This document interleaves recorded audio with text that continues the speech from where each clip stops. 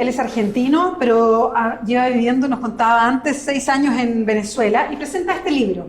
Lo vino a presentar a Chile, pero en realidad Chile es parte de un viaje largo por Argentina, Chile, Colombia y en Chile por varias ciudades. Además, presentando mañana será Historia Diario Urgente de Venezuela, que lo que busca, y así lo dice en la presentación, y aquí lo vamos a conversar con Marco, es dar una mirada más ciudadana de lo que pasa hoy día en Venezuela, a propósito de la información que viene desde un lado, que viene desde el otro, y que la verdad las dos versiones no coinciden mucho. Marco, ¿cómo estás? ¿Qué tal? Gracias por acompañarnos hoy día. No, muy contento de estar acá en Chile, la verdad que hoy he estado recorriendo, hablando con varios compañeros y compañeras. Y bueno, como decías, la idea es traer un poco la Venezuela invisible, vamos a decirle así, la Venezuela de las grandes barriadas populares, conocida como los cerros, la Venezuela campesina, la Venezuela de frontera, y contar un poco el tiempo subterráneo, o como diríamos ese movimiento histórico que dio nacimiento a Chávez, ¿no? Yo hace 6 años que vivo allá, he quedado siempre muy impactado por lo que ha sido el nivel de conciencia, organización de la gente, de la ciudadanía, y bueno, traigo en el libro esas voces, lo que debate la gente, lo que piensa la gente, por qué la gente está peleando por un proyecto, qué contradicciones le ve y en qué situación está ese mundo popular que fue la gran apuesta del proceso político, ¿no? Democratizar la vida, el consumo, el acceso a la cultura, y en ese sujeto histórico es donde escribo, donde cuento y hago el oficio de narrar y de venir acá a contar en primera persona esa Venezuela. Bueno, se le nota se le nota la literatura a Marco en cómo habla, digamos, y cómo plantea los temas. Marco, antes de entrar en el libro en sí, te quiero preguntar primero por ¿cómo miras el tratamiento comunicacional que existe sobre Venezuela? Que existe no solamente en Chile, que existe en América Latina, que existe en Europa. A propósito, y lo quiero poner en los dos lados, de lo que se muestra del proyecto chavista, pero también de lo que se muestra de la oposición chavista. Sí, primero creo que hay una serie de ideas repetidas tanto en América Latina como en Europa, que uno no puede creer en tantas coincidencias que tantos medios de comunicación digan las mismas ideas.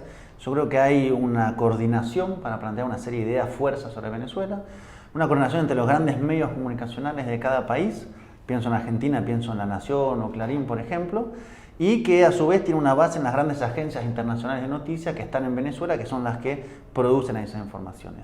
Ahí hay un objetivo de instalar una serie de ideas fuerzas, ¿no? Que en Venezuela no hay Estado de Derecho, que en Venezuela hay dictadura, que en Venezuela hay un éxodo humanitario. Son ideas que van repitiendo, y que tienen por objetivo, creo yo, aislar al país y crear una opinión pública acerca de la necesidad de que es necesaria una intervención humanitaria internacional. Ese es un poco el gran trazo.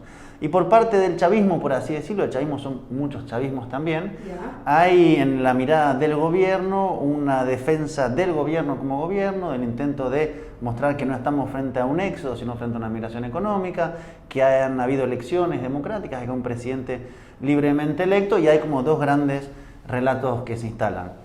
Lo que yo cuento entra dentro de este gran espectro de lo que es el chavismo e intenta retomar estos grandes debates desde esta mirada, diríamos, desde abajo, y defendiendo algunas situaciones muy concretas. Por ejemplo, estamos hoy ante una matriz que quiere decir que Nicolás Maduro no ha ganado legítimamente ni legalmente las elecciones y que no se lo va a reconocer el 10 de enero. Entonces, ahí hay todo un frente de pelea, que los grandes medios dicen que efectivamente es así, no lo van a reconocer, y da un escenario de mucha preocupación internacional.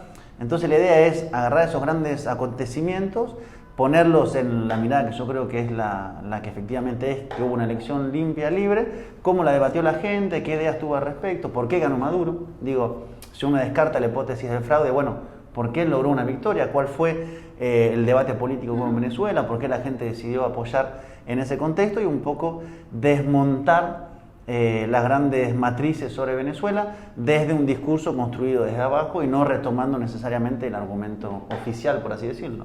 Marco, no sé si tú supiste, me imagino que en parte del diálogo va a salir también. Acá hubo un fenómeno que conocimos para la elección del año pasado, y específicamente yo creo que se acrecentó entre la primera y segunda vuelta, y que finalmente le dio el triunfo a Sebastián Piñera, donde hubo un término que incluso se recogía en los medios, estaba mucho en las redes, que era Chilezuela. Que Chile se podía convertir en Venezuela y que era como se veía como el riesgo, ¿no? Y si uno conversa con gente que ha estado en procesos electorales del último tiempo en otros países, lo mismo se fue instalando en distintos países, no solo de América Latina, también en Francia, a propósito de Mélenchon, por ejemplo, la Francia insumisa, también en el caso de Jeremy Corbyn al interior del Partido Laborista, y lo que es el Partido Laborista, que también es un mundo, ¿no? Muy amplio, y respecto a Jeremy Corbyn más bien del ala más de izquierda del Partido Laborista en Inglaterra. ¿Cómo te explicas este fenómeno? Y no sé cuánto sabías tú de ese término Chilezuela que se empleó harto en las elecciones en Chile.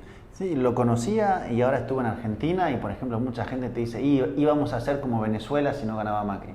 Y si le preguntás realmente qué sabe de Venezuela, a duras penas sabe exactamente dónde está situado, qué es lo que sucede. Pero han instalado un aparato de ideas y de demonización para justamente justificar las peores políticas, por lo menos en el caso de Argentina, o para descalificar al adversario político acusándolo de apoyar a un proceso fracasado. Yo creo que ahí hay una operación conjunta, ¿no? No es casualidad que suceda en todos los procesos políticos, se acuse, se señale a. La pregunta es, bueno, ¿pero qué se sabe en realidad de Venezuela? ¿Qué sería ser como Venezuela? Yo puedo dar un argumento muy sencillito, por ejemplo. En los últimos 7 años han entregado 2.300.000 viviendas. Yo quisiera que en mi país hubiera una Venezuela en ese sentido. Y yo creo que hoy estamos ante un proceso que tiene dificultades, ¿no? Producto de un ataque que se ha hecho sobre la economía, y producto de dificultades para resolver eso, y a su vez producto de las mismas contradicciones adentro del proceso, porque está buscando las respuestas a estos problemas. Y creo que esto también está bueno plantearlo, porque si veo un modelo económico como el de Argentina, el fracaso de ese modelo es porque eso es el modelo. O sea, que haya más desocupación, más deuda, más pobreza, es porque eso es lo que han venido a implementar.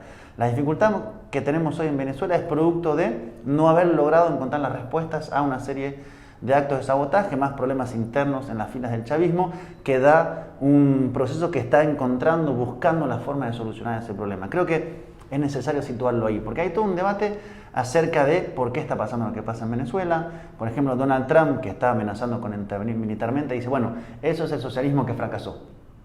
O sea que hay, digamos, toda una construcción de ideas alrededor de lo que pasa en Venezuela. Entonces hay que tener, digamos, la capacidad de desarmar la selva en la cual nos han metido, plantear una discusión honesta sobre lo que está pasando. No quiere decir defender todo y decir todo está bien, ni decir solamente somos víctimas de ataques, sino que hay debates internos, hay un problema de corrupción que se está trabajando, hay un problema de frontera con Colombia muy severo, hay una amenaza internacional real que la están anunciando, y hay dificultades para encontrar una respuesta económica dentro de una economía latinoamericana en medio de una situación de dificultad interna e internacional. Creo que situándolo así uno puede, digamos, contestar con honestidad a qué pasa en Venezuela. Lo que no quiere decir necesariamente estar de acuerdo con la revolución, apoyar a Nicolás Maduro, pero entender a quién se está enfrentando, qué tipo de estrategias se ha puesto en marcha para atacar a la revolución, y a su vez en ese contexto creo yo que el que ha dado una buena señal ha sido López Obrador, que recién ganó en México, que invitó a Nicolás Maduro a su asunción, reconociéndolo simplemente,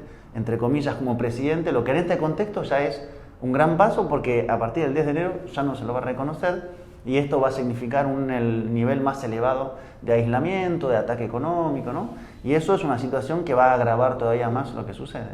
Bueno, en Chile, de hecho, desde las distintas izquierdas en Chile también hay un debate sobre la mirada que se tiene respecto a Venezuela. Pero más allá de mirar lo que pasa afuera y la posición que se puede tomar acá en Chile respecto a si sí o no, Maduro, el chavismo, en fin, yo quiero preguntarte por el libro, por Mañana será historia, que efectivamente todos somos conscientes de alguna manera que se escribe todos los días una historia que seguramente se va a analizar en muchos años más. Nos pasa a nosotros con la dictadura de Pinochet, por ejemplo, que todavía se está escribiendo, todavía hay mucho que quedó, todavía no hay muchas cosas zanjadas en una serie de temas, y eso que llevamos ya 25 años más de este proceso transicional y democracia, digamos, con muchas restricciones. Entonces yo te quiero preguntar, a propósito del libro, ¿qué pasa con el pueblo venezolano?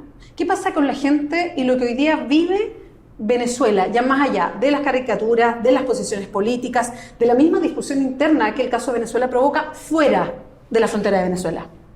Primero que creo que hay toda una parte de la población que ha venido construyendo un desborde democrático de la democracia, que es esta idea de construir democracia participativa y protagónica. Hace 18, 19 años que hay toda una población, creo yo, hoy el chavismo es un poco más del 30%, que ha ido construyendo formas de organización en sus territorios, en sus comunidades, para resolver sus problemas más inmediatos, o para construir, por ejemplo, gobiernos locales, autogestionados, autogobernados, ¿no?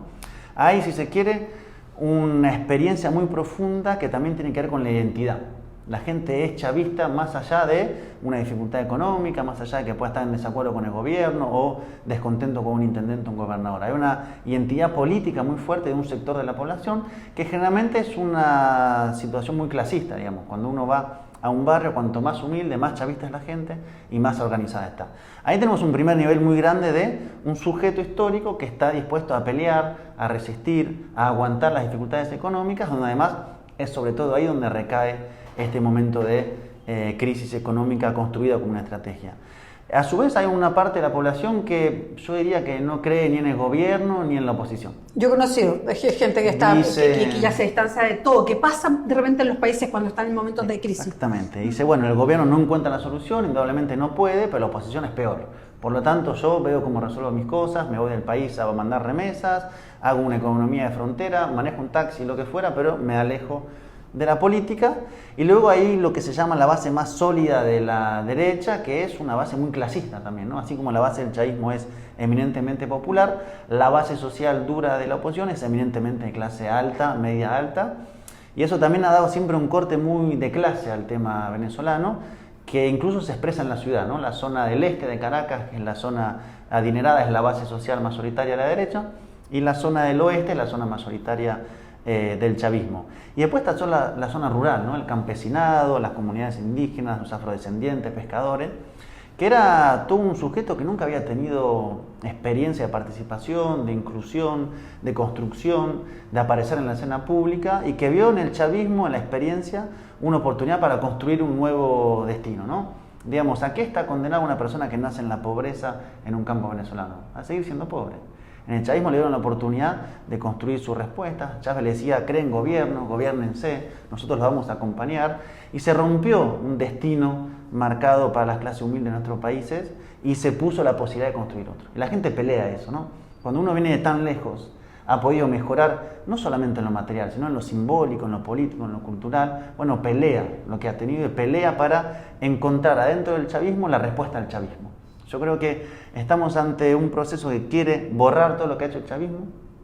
Eso implica una alta dosis de fuerza y de violencia y una revolución a medias, enfrentada a esa contrarrevolución total, que está viendo cómo encontrar su propia respuesta. Yo creo que tiene muchas limitaciones el proceso revolucionario, tiene contradicciones, pero estoy convencido, esta es mi hipótesis, que solo el chavismo puede salvar al chavismo y en ese momento salvar a Venezuela. Por eso es la pelea interna, ¿no? Creo que no hay posibilidad de otra situación en este momento. Por eso hay tanto, si se quiere, dramatismo, porque pensemos qué objetivos están incurriendo los grandes terratenientes, los grandes empresarios, la cúpula eclesial, los partidos de derecha, los gobiernos norteamericanos cuando están pensando en qué hacer con Venezuela. Yo creo que estamos frente a un intento de una gran revancha histórica y eso sabemos lo que significa. Entonces, eso también le da a la pelea una situación muy compleja, ¿no? Porque no hay derecho a perder, pero no hay derecho a no lograr que el proceso histórico cumpla con sus objetivos, que es el de mejorar las condiciones de vida, mejorar la democracia, mejorar la vida cotidiana de la gente de a pie. Marco, muchas gracias por acompañarnos hoy día en Clever. Este es el libro que viene a presentar Marco Teruggi. Mañana será Historia, Diario Urgente de Venezuela. Muchas gracias por acompañarnos hoy día. Gracias. Recuerda, www.diarioclever.cl.